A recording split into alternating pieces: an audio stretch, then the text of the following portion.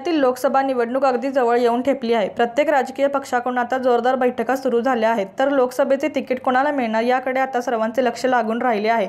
पुणे लोकसभा मतदारसंघातून भाजपकडून जगदीश मुळीक, मुरलीधर मोहोळ, सुनील देवधर, तर काँग्रेसकडून अरविंद शिंदे, मोहन जोशी, आमदार रवींद्र धंगेकर, मनसेकडून वसंत मोरे, साईनाथ बाबर आणि राष्ट्रवादी काँग्रेस पक्षाकडून दीपक मानकर यांच्या नावाची जोरदार चर्चा सुरू आहे। पण निवडणूक ही काँग्रेस विरुद्ध भाजप अशीच खरी लढत होण्याची दाट शक्यता असल्याचे बोलले जात आहे। पुण्यातून भाजपकडून देवेंद्र फडणवीस लढण्याची शक्यता राजकीय वर्तवली जात आहे।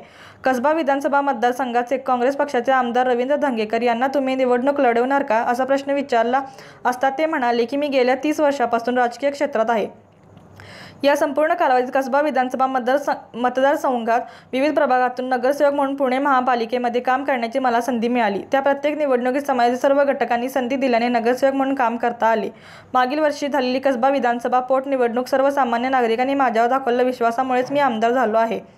आमदार रवींद्र धंगेकर पुढे म्हणाले की जर काँग्रेस पक्षाने मला खासदारकीसाठी संधी दिल्यास मी ही निवडणूक नक्कीच लढेन व जिंकेन सुद्धा।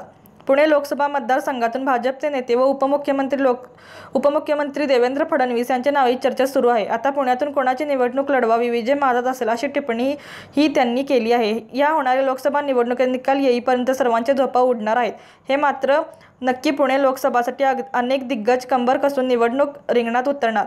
लोकसभेसाठी कोणाला तिकीट मिळणार, कोणाला डावलणार याकडे पुणेकरांचे लक्ष।